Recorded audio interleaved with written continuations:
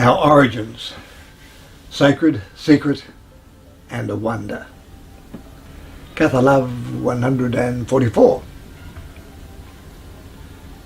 Our origins, well, we all know about the Big Bang. But to keep things simple, simplistic, and condensing it down, there are a number of aspects from a, not just science, but from a spiritual point of view, and from a philosophic point of view as well, that one could say it is, four things come to mind: dualism, contingency, love, and oneness or wholeness. Let me explain. With the Big Bang, we know from a small particle, or whatever it was, a small component, there was this vast explosive force of energy, and millions, billions, zillions of particles went in every direction. And this was creation. But an aspect to that creation was dualist, namely that everything that came into being is either as a positive or a negative energy. Yang and yin energy. From that, we have these two components. You can't have night without day. You can't have health without sickness. You can't have goodness without bad. You can't have good without being bad. These things are there in their existence, and they're dynamic. So they're not just sitting in balance. As, for instance, as goodness grows, evil or badness recedes. As night approaches, as night approaches, day recedes, and so on. So it's a dynamic. It's always dynamic. It's always moving. So this is the concept of dualism. It's the concept of opposite principles.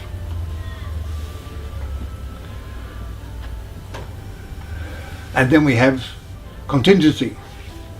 And contingency means that every action is dependent or is a reaction to some other action. So everything is dependent, contingent upon something else.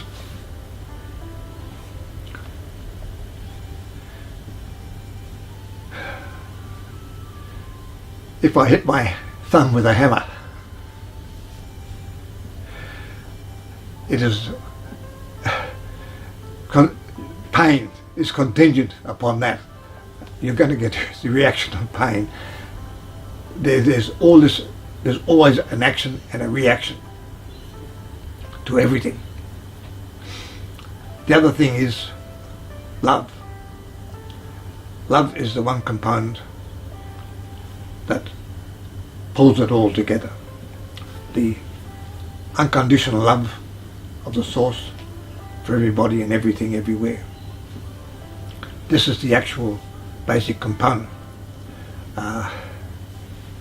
So Gnostics and Cathars especially, try to emulate the source, and we believe in unconditional love for different reasons. The other aspect is oneness or wholeness. And each of these four things are quite critical. And the oneness is, again, philosophic, certainly, sacred, again, and that's the oneness of everything. Even with the Big Bang and all these millions, billions of particles bursting out upon the scene, all together, it is one. We talk about the Cathars, talk about the Gnostics, the Cathars talk about the divine spark. So, again, with our creation, the same thing. We are a spark from the source, like a speck coming from a flame, a speck coming from the sun, if you like, a cell. We're a cell coming from the source. So, interesting thing that if I have an apple and I take a slice of that apple, I have a small piece of the apple, or bite, I have a small piece, that's a piece of apple. That's the apple. It's a piece of the apple, but it's not the whole apple. But together, if I've got 5 or 6 pieces and I divide up the apple into different pieces, all are separate pieces, but you put them all together, it is one. And this is the concept of oneness of everything. Some talk about that the world is one consciousness. So our consciousness, our awareness, is just part of that.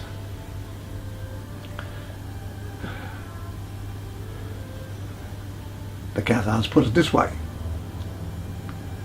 a small affirmation.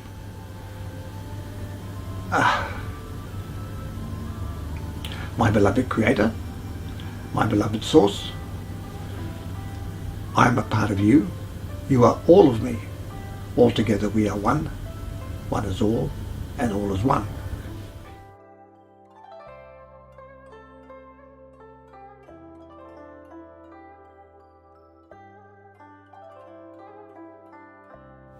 It's just a nicer way of putting it, but that explains exactly the wholeness and the oneness of everything.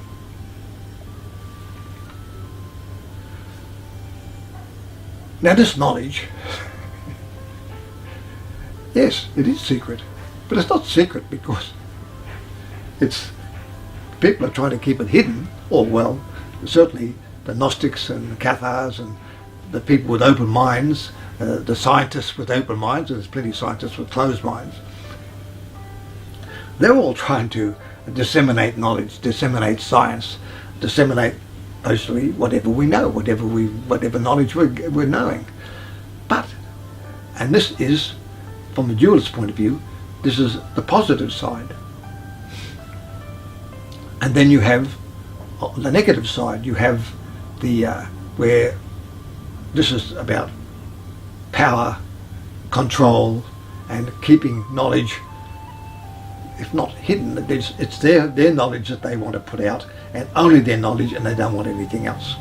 So we know this is why you have various religions. And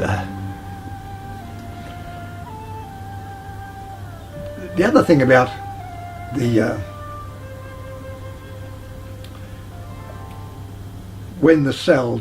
when everything broke away, all these particles, and you have a positive and you have a negative,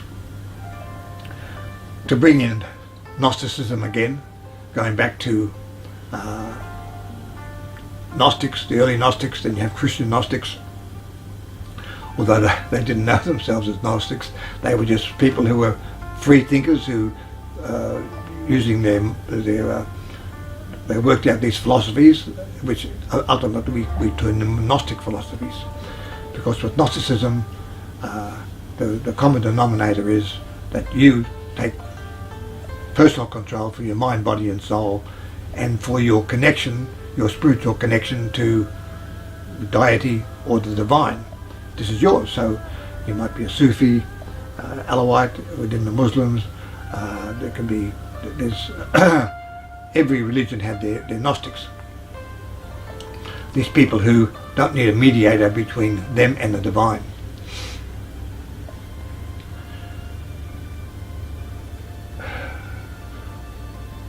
With everything went through everything is evolving, and we go through a series of evolvements. And Rumi, the Sufi philosopher, the Sufi poet, he expressed it really well. our transition from one form to another. Rumi, he was actually around in the 13th century, so he was around at the time of the Cathars. And Rumi must be one of the most widely read of all poets, east, west, north or south. But however, his poem, I've got it here and I'll read it, but it covers quite a lot of ground, but it also comes into the sacred, the spiritual side of creation, our evolvement, our rebirth, and so on. So I shall read it. I died as a mineral and became a plant. I died as a plant and rose to animal. I died as an animal and I was a human. Why should I fear when I was less by dying?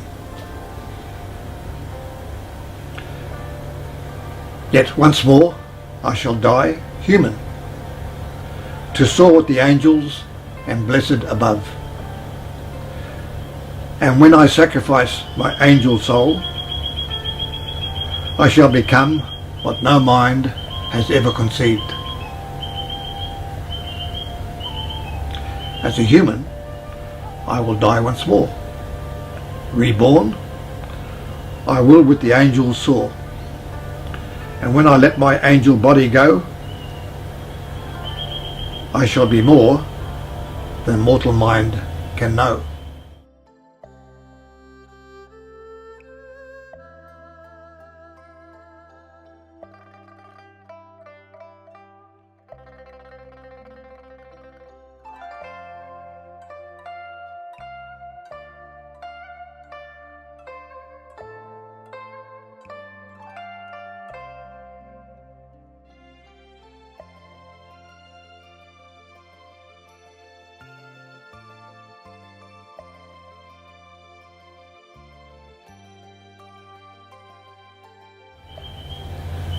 So he talks about being a rock, as a plant, and then an animal, human.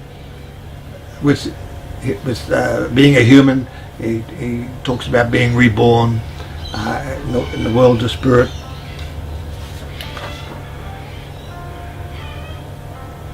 To soar with the angels blessed above. And the other thing is, then he even talks beyond being human. So when he returns eventually to the world of spirit, and when he lets his angel body go, we can say which is in the Cathars, that even in the world of spirit we're evolving and we move to our final ascent, and we move on to other things that, as he said, I shall be more than mortal mind can know. So this is a beautiful way of explaining the evolvement from the Big Bang to being particles, to evolving from rocks to plants to humans. And it's expressed poetically.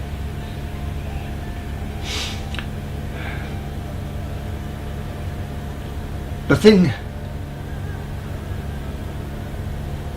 thing is, and why this knowledge is kept under wraps, is because people in power, governments, political persuasions, religions of all types, are all about power and control. So these people, the older Gnostics, the Cathars, they call these people there's various terms, fallen angels, archons, and these people are on the negative side of the cosmos, and they want to keep everything under their control. And so a lot of our people in politics, in religion, really, they're on the negative side of the archons. And on the other side, on the positive side, we'll say the spiritual side rather than the religious side, the mystic side. People are looking for freedom, philosophic freedom, spiritual freedom, total freedom. The reason being is that when we are free, we have no bounds, we are boundless. We can aspire to anything.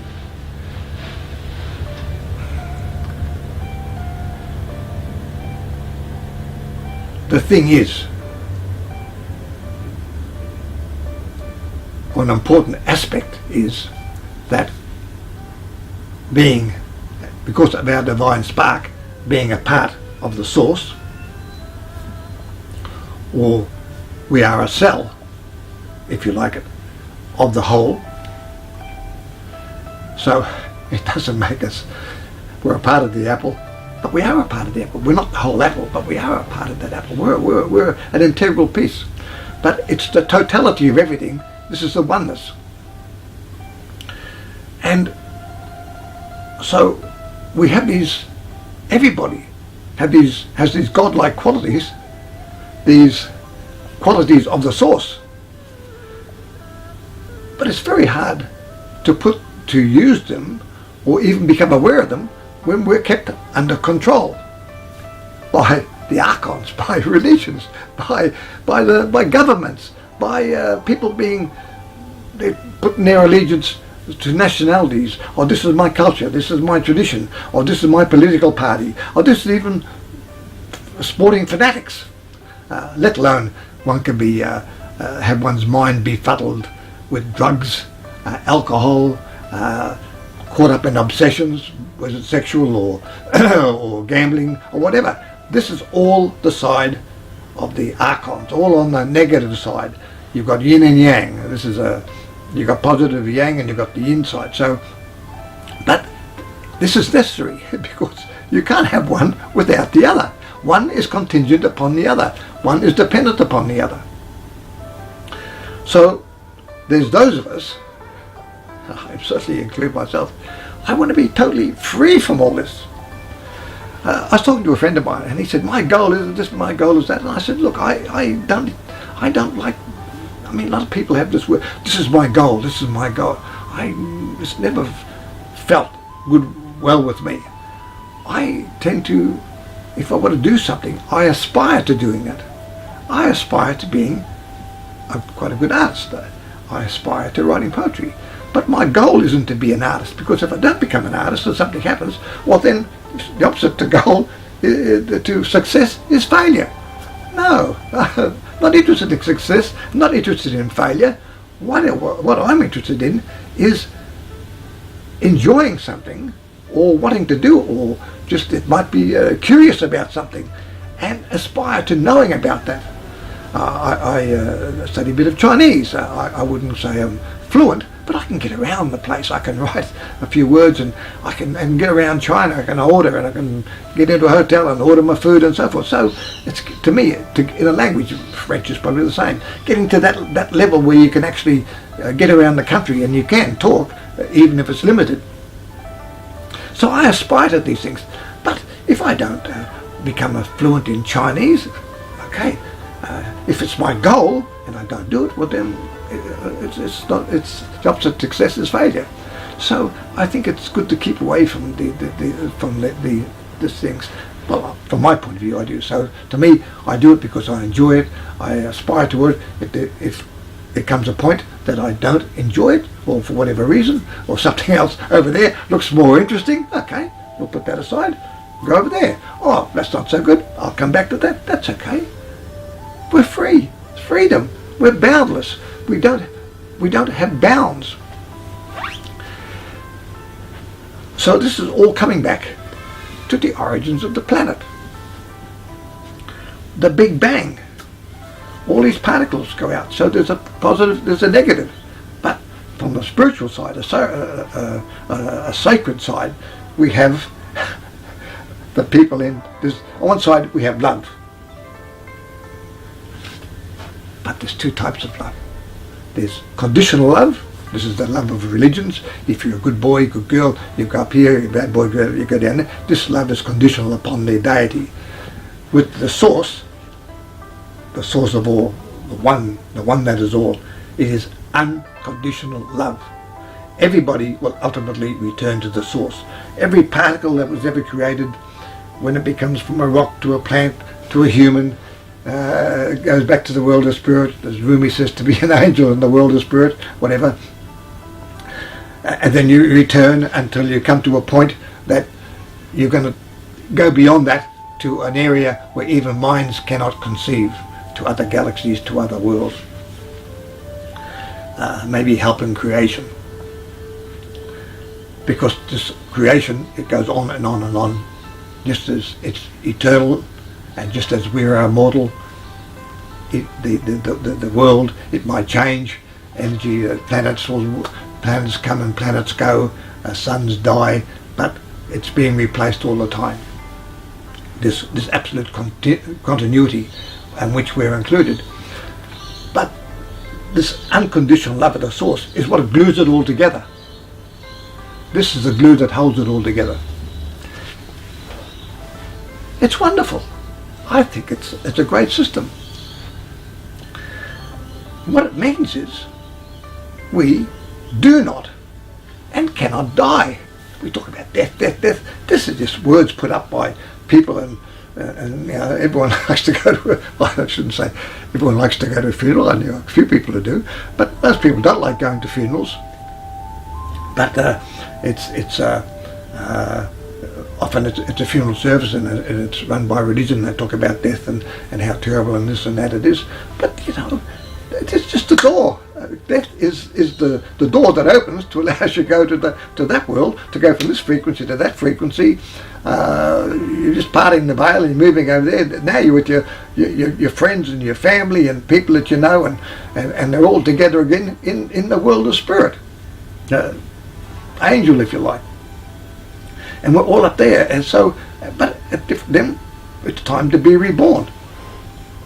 But it comes to a point that we no longer need to be reborn. We get off that wheel of reincarnation, and then we're in the world of spirit, but then it's time at some particular point to move on. Now, Henri de Boers, who wrote the dialogues and the codex, he said he was taught by Dion. He was the greatest and most obscure philosopher or teachers, Cathar teachers. And he said in the world of spirit, and Henri was still being taught in the world of spirit, and he passed that on, and that went into the book, the dialogues. Not everything. But he said once that Dion is no longer in his ken, no longer Dion had moved on. So there's an example of the world of spirit, that you have your family there, where you're there, but someone moves on. The other thing, of course, in the world of spirit, that there is no such thing as time. We humans, we've got time, we have a linear time, night and day, months and so forth, but that does not exist in the world of spirit.